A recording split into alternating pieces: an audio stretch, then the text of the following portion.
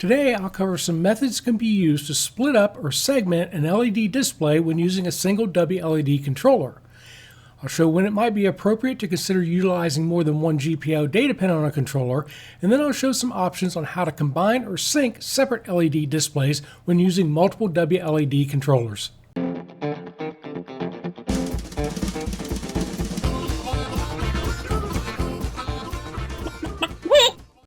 Hi, and welcome to Resin Chem Tech. I've recently received a lot of questions regarding things like segments, using multiple data pins, and syncing multiple controllers together when using WLED. So in this video, I'll show some of the basic options and a few use cases for how to split up your display when using a single controller.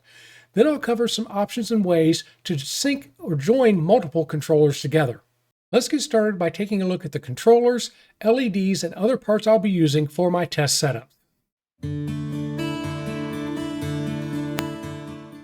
I'll be using a very basic WLED controller using an ESP32 Mini. I'm using an ESP32 because it can theoretically support up to 10 different GPIO pins for your data output for your LEDs, but WLED's official site recommends a maximum of 4 GPIO pins, and for the most part, I'll be following the recommendations from the WLED website. In this case, I have 2 data lines out connected to GPIOs 16 and 17. In fact, I've actually built 2 of these controllers, and they are identical, but the reason I have 2 of them is so I can show you some of the options for syncing multiple controllers together. If you've never built a WLED controller before, I do have another video that will show you in about 15 minutes how to build your own controller and connect it up to a string of LEDs. Now, while that video and what I'm doing here today is done on a simple breadboard, I also have videos that will show you how to create soldered versions using both ESP8266 and ESP32, connecting peripherals like buttons and motion sensors and remote controls.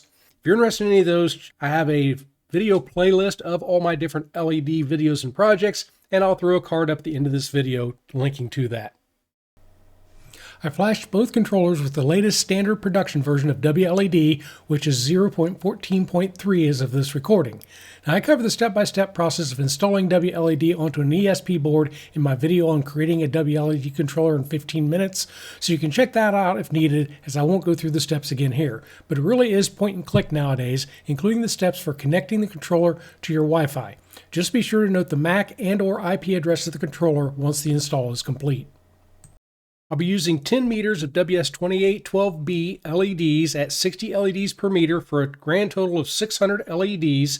I'll be powering everything by a 5-volt 30-amp power supply, which if you've watched some of my other videos, you'll realize that is slightly underpowered for 600 LEDs. But I know from past experience, I'm going to have to turn the LEDs way down dim to be able to film them. So this will be enough, but if I was doing a permanent install, I would most likely use a 40-amp power supply here. I also have some miscellaneous JST connectors, some Wago clips, and a few other parts. And as always, you can find links to everything that I show in this video down in the video description. This is my high-tech LED test board, which you may have seen me use in other videos. In this particular case, I have 8 columns of 75 LEDs each. Now, besides power at the beginning of the strip, I'm also injecting power mid-strip and at the end of the strip. And for this first test, I'm going to be using a single controller and a single data pin from the ESP32. Now, according to the official WLED website, you should use a maximum of 512 LEDs per pin for perfect performance, but can use up to 800 LEDs per pin for very good performance. At 600 LEDs, I'm slightly over the recommended perfect number, and if I were to add many more LEDs, I'd definitely consider using multiple data pins, which we'll take a look at here shortly. But before we get to multiple data pins, I want to cover the use of segments. Okay, I've got all the LEDs connected, and you can see here that they're wired in a serpentine fashion, just as they're showing in the pattern here. And the only thing I've done so far is I've gone into my LED preferences, told it the type of LEDs, the GPIO pin, and the length, which again is 600 LEDs. Now, when you do that in WLED, it's going to create a default main segment or segment 0. Now the starting LED is, everything here is 0 base, so it starts with LED 0 and a stop LED of 600. Now note that the stop LED is not part of the segment itself. This would actually mean I have 601 LEDs if that stop LED was included. So really think of it as the starting LED being 0 based and the stop LED actually being the number of pixels in that segment. Okay, now let's say I want to divide this LED strip up into two segments. I'm just going to divide it right now, right down the middle, 300 on each segment. So I can control each of these independently with different effects and colors. So to do that, I come over here to my starting segment, and I'm going to cut this down to have a length of 300. So it's going to start with LED 0 and actually go up to 299. I'll set that to 300, and I will save that. And now notice how it turned off the other LEDs. For those other ones, I can come down here and add a segment, and it's already defaulted to the starting LED of 300 because that's where this one ended. Remember, this stop LED is not included in this prior segment. It goes up through a length of 600 or 300 to 600 with the length. So I'll go ahead and save that, and you notice that that automatically became solid. Now to control these independently, you've got check marks indicating which segment you want to control. So if I just want to change what's displayed over here, I can change that to a different effect and a different color and different brightness and everything you could normally do. So now I've got two different effects running on a single LED strip with a single data pin and a single controller. Now, there are a few interesting things you can do. Let me set this down here to the same tri-wipe as the other one. Okay, and I'll set it to the same. I don't remember what colors I've used before. So now they look like two individual strips that are synced together. An interesting thing that you can do, if you come back over to your segment over here, I can actually reverse the direction on one. Now they're going to run opposite of each other. There's also an option to do what's called a mirror effect. What that does is that takes this particular segment and more or less splits it in half and runs a mirror on each half of that particular segment. Or turn that back off, and turn off the reverse direction as well. That was easy enough, again, to create two segments. Again, you just got to be sure whichever segment you want to control. So let's leave that segment on that. And this time, let's go back and change segment 1. And we'll just put it into something. We'll put it back over here into this. So now I'm controlling that segment. If I select both segments, and now I go back and I select something like I tri-wipe again, notice that that affected both segments. They're still operating independently of each other. Notice I'm not getting a single serpentine all the way across with the tri effect, but now I'm getting the tri-wipe effect on both of my segments. So that's probably the most confusing thing when you start getting into segments, is making sure that you're selecting the particular segment that you want to control and change the effect on. Or again, if they're all checked, it'll apply that particular effect or color or brightness setting to all segments. And of course, you can always remove segments after you've created them. So I'll just simply click the trash can and notice it removed this segment. I could actually set this one back to 600 and save that. Now I'm back to the original way that WLED was set up, with all this being in one segment. Note you can define up to 10 segments currently in WLED. So what I've done now is I've now created 4 segments of 150 LEDs each, and notice that each one of my segments is running a different effect. Once again, if I want to change the effect on just one segment, I select the segment that I want to change. So let's select this one, and let's just change that to something like that. But if I actually want to apply changes to all 4 segments, I can select all 4 of them, come down here and select a single effect, and notice that it is applied to all of them. Now do notice that each one kept the previous color settings. That's why they don't look exactly the same. There are some different colors. So I would just have to come back over here and apply a single color to all of them to get them all to line up and work together.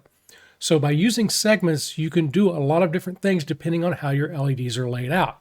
And there's actually even more things you can do that I'm not going to cover here, but by using grouping and spacing, you can actually interweave these segments into each other. So say I've got like 4 LEDs and I skip 4 LEDs, add 4 LEDs, I can actually interleave or overlay multiple segments on top of each other. If you want to know more about that, check out the WLED website. Now, one limitation here of segments is your LED strips have to be wired in one continuous run, just like they are if you're only using a single segment. So if you've got long distance between LEDs that you want to have in segments, you could have issues with either needing to boost that data line or just may not be conducive to wiring these two segments together. That's where we could look at something like multiple pins, which is what we're going to take a look at next. But before I do that, I'm going to go ahead, I'm going to delete each of these segments that I had defined here before.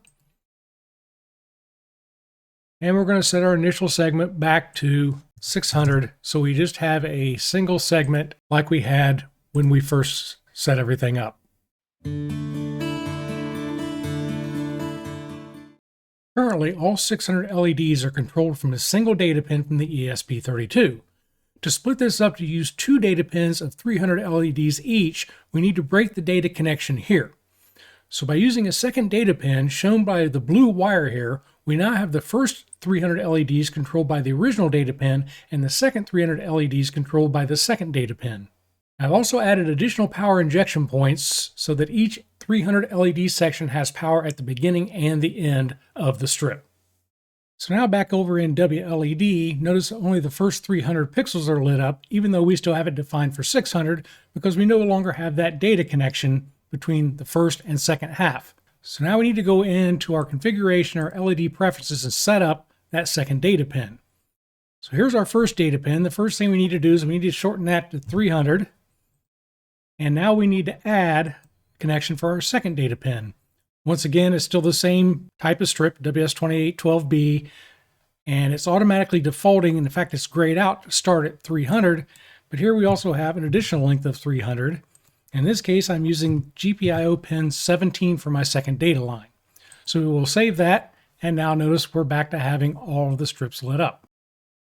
So if we look at our segments, we still have a single segment for all 600 LEDs. So that means even though we have 2 different data pins working here, I come back down, once again look at this tri-wipe, and I'll set the colors back up again. Notice it is still acting like it is a single strip that is actually wired together with the data line. But I now have the ability to control many more LEDs since I'm now kind of splitting that signal and that control. So a situation where you might want to use multiple data pins is when you get up to over, say, 550, 600 LEDs, you need to think about using a second data pin. The other option where you might want to use multiple data pins is if you have 2 parts of your LED display separated by a fairly long distance. And depending on how you have it wired, you could put a controller in the center and run a separate data line to each segment of the LED display. Now again, this can be treated like a single LED strip, even though it's 2 data pins, or we could do simply like we did before, and we could create 2 separate segments and save that. And now it's just like we had before. We have 2 separate segments, but in this particular case, each one is running off of a separate data pin on the ESP32. Now there is one other situation where using multiple data pins may come into play. That is if you happen to have a display made up of different types of LED strips. So notice back in our configuration, both of mine happen to be WS2812B. There's nothing saying that this second set of strips couldn't be something like SK6812. So in this case, I could actually have a section of my display using WS2812, another section using SK6812, and they would actually work together. Now, obviously, when you go into doing, you're probably going to create segments because some things like, the white color setting isn't necessarily going to apply to a WS2812B, but you can actually mix and match different types of LED strips within a single display and using a single controller by using multiple data pins.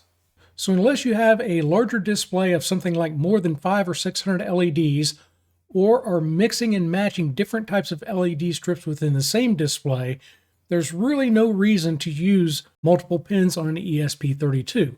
As I showed earlier, we can create segments and control different parts of the display independently, even when using a single data pin. And if you end up running the same effect on multiple segments, things pretty much always stay in sync. As I mentioned in the section when I talked about segments, though, it can be a little bit tricky remembering how to control each of these, and there are only certain things that apply to segment 0, and again, you can look at that in the WLED documentation. So there is one other option using a single controller if you have multiple parts of your display and you know you'll want those multiple parts to always stay in sync, and that is by splitting the data signal.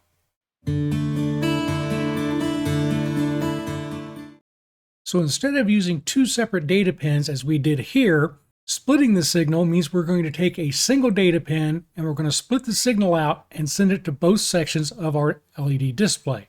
So one data signal coming out and it's being sent both to the start and to the second half of the display. So each half of the display is going to receive the same exact signal from the WLED controller. This has some pros and definitely has some cons. Back over in WLED, I've reset all this back to the original 600 pixels. But in this particular case with a split signal, WLED should think that it only has 300 pixels.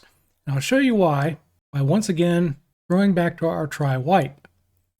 Now notice, even though we have it defined as 600 pixels, it is no longer acting like a single LED strip.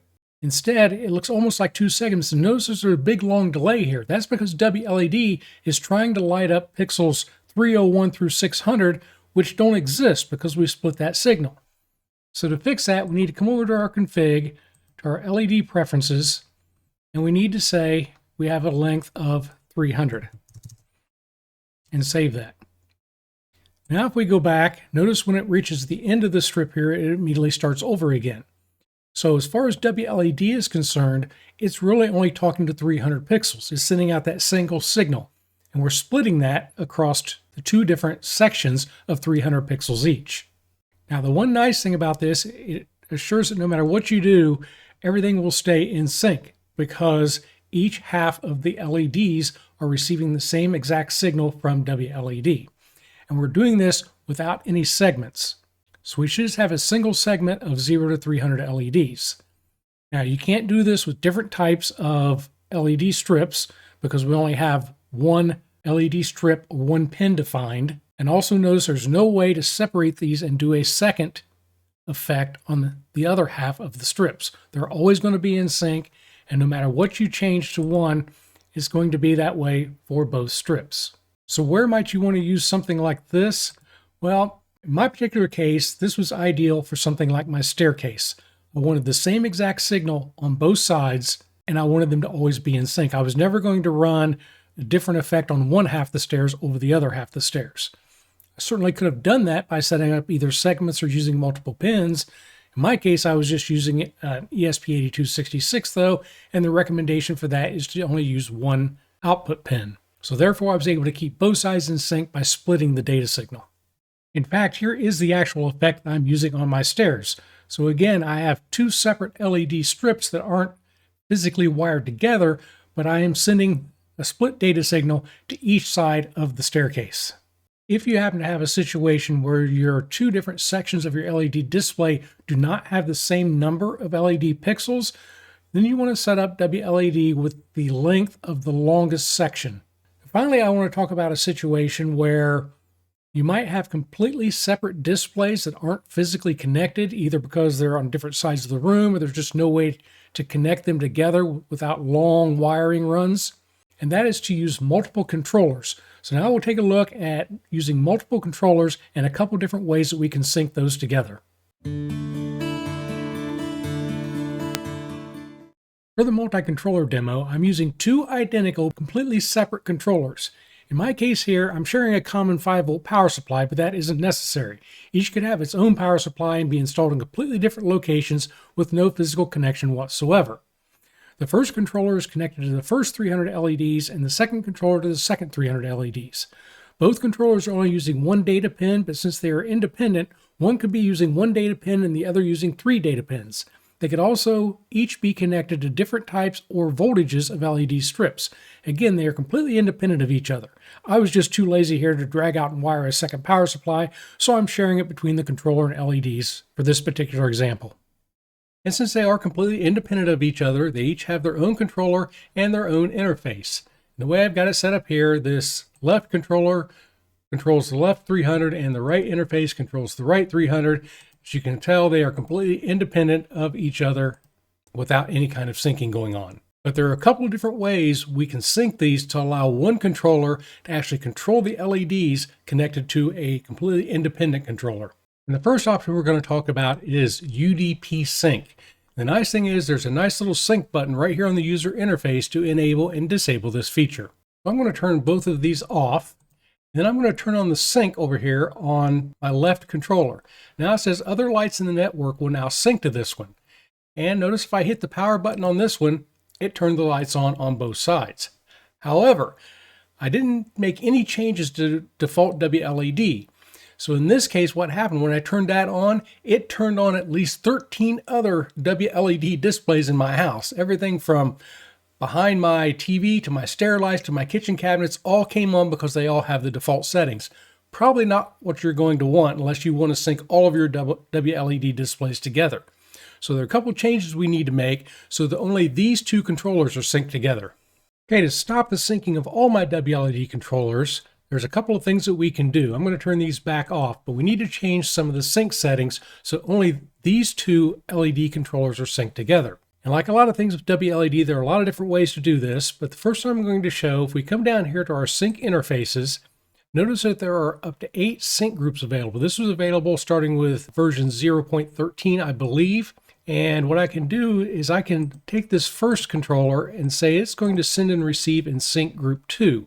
This one is still set for sync group 1. So now if I save that, I turn on my sync, and now when I turn the LEDs on, notice it does not sync over to this other set of LEDs.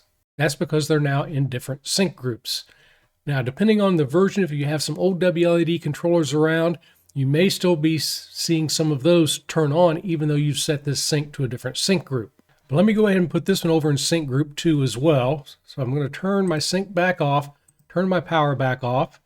Now I'll go over the configuration, sync interfaces on this one, and I will move this one to send receive for group 2 and save.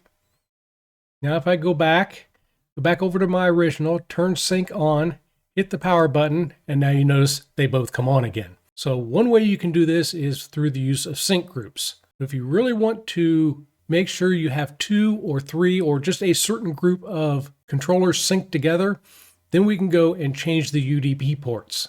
I turn these back off, turn my sync back off. I'm going to go into my configuration, my sync interfaces on both of these, and notice that there are UDP ports. Now, theoretically, you can change the UDP ports and only ones on the same UDP ports will communicate with each other. You do have to be a little bit careful with that. You might end up selecting a UDP port that's in use for something else on your network, or you might have issues with your router blocking certain ports. Usually, you can do everything you need to do with these sync groups. A couple of other things when talking about these sync groups, you can opt to have a controller send only and another one receive only, or have one send and receive and the other one just send.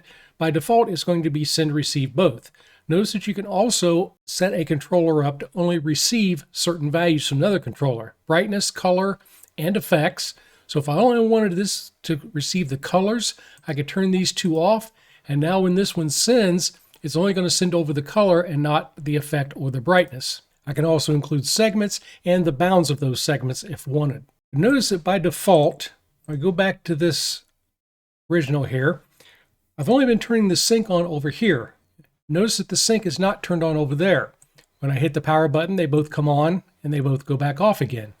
That's because by default, this button only controls the sending, not the receiving. So for example, if I turn this back on, notice I can come over here and I can change the color, or I could actually go over here and actually change some of the effects on this secondary controller, and it doesn't impact the first one. But if I go back and I turn the sync on this controller, now it's going to be sending.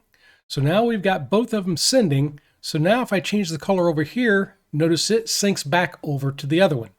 So you have a lot of flexibility in terms of how your multiple controllers are synced together. They can send, they can receive, or they can do both. There's one final thing I want to mention here in terms of syncing. Notice that before when I said, even though when this is turned off, it will still receive data from any other WLED controller on the same grouping where the sync is turned on. But you do have the ability to change that. If I go into my configuration on this one, go to my user interface, notice that I have a button here that says sync button toggles both send and receive. So if I select that, I save it, did find that I actually have to toggle this one time to get it to work. But now, even though this by default would have synced from over here, now when I turn this power off, notice that it's no longer syncing over. To get the sync to actually work for this one now, I have to actually turn the sync back on. Now when I power them on and off, they sync together. Combination of doing that, you can actually take your other WLED controllers, and if you only want them to receive data in terms of a sync, you can actually toggle that on and they will only receive data and be controllable from other WLED controllers when its sync button is turned on. So while there are a lot of different ways that you can interface your controllers together through this sync option, there are also a few drawbacks. These two are synced together. Notice when I turn them on, they're both running tri-white, but they're not actually in sync with each other. They're not lined up like when we either split the data signal or we were using a single controller. And also note that the effect isn't running across all 600 LEDs. It's only actually running within itself. So that's because we're only syncing across color, effect, and brightness. So things like if you're using audio reactive, the sound isn't going to be reflected on the remote or the synced controller. So while we can sync things like colors and effects and even segments, what if we actually want to be able to control remote controllers like they're actually part of the original controller? Well, we can do that through the use of something called virtual LEDs. Creating virtual LEDs actually allows you to take a remote controller and LED install and connect it back to a primary just like it was connected to a second data pin. So I'm going to go ahead and turn both of these back off. We're going to go back into our configuration in our LED preferences, and I'm going to come down here and I'm going to add a new LED output. Now in this case, I need to change this to DDP RGB for the network. Again, that's going to say my starting LED is 300, just like it would be if I was connecting to a second data pin, and the length of this second one is 300 as well. And all I've got to do is put in the IP address of the controller I want to connect to a virtual pin. In my case, the second controller is 202. I'll go ahead and save that. And now if I turn this on, notice it turned on the full strip, because again, if I look at my segments, I now have one segment that is actually 600 LEDs instead of the original 300. Come back over to my effects. Let's go back down to that tri-white, because it's just a good way to see how it works across all of them. And now notice as this wipe is going across, it's going over to that second controller or set of LED strips. So this is now like it's one big display connected to the primary controller, even though they are physically separated and not wired together. In fact, if I go over here to this one and I try to change something, notice I get this message that it is receiving data from the other controller. Now I do have the ability to override this once or override until reboot, but do notice that when I did the override, it actually turned the power off. So now I can turn the power back on again here, and once again, these are synced all the way across. So if I go ahead and I click the override button, override once, I'm now back to having individual control of this particular LED strip. I can go back to the sync by clicking this star in the top corner. And again, you can see that it's now being treated like it is a single controller using multiple data pins. So again, by using virtual LEDs, it allows me to take the LEDs from a completely separate display using a separate controller and actually treat it like it's connected to an additional data pin on the primary controller. And you can add more than just one additional remote controller. Again, remember that the ESP32 technically supports up to 10, but it's recommended you only have a maximum of 4 data pins. So I could actually have 3 other remote displays of LEDs, each with their own controller, that I can now treat as one large display using a single primary controller. And do note that since that secondary controller is now connected like it's a data pin to this primary controller, that means I have the ability to come in here and create additional segments across those displays, just like I would if the LEDs were connected directly to this primary controller on a different data pin. And if I want to break these back apart again to be independent controllers, I simply come back into my configuration, LED preferences. I come down here and I remove the second segment from this or second data pin from this. Now when I go back, each of these are now back to being individually controllable by its own controller. So that covers some of the basic ways that you can take a single controller and split up your LED display into multiple segments using either single or multiple data pins. It also covers situations where you have multiple controllers and you want to join those together through either syncing or through the use of virtual LEDs. Now again, all these can be mixed and matched for your particular needs, your display, and your wiring. And of course, what I showed aren't the only ways. Again, be sure to check that video description for links to additional information, including the official WLED website, which has a lot more detail. But until next time, I'd like to say thank you for watching, and I hope to see you soon.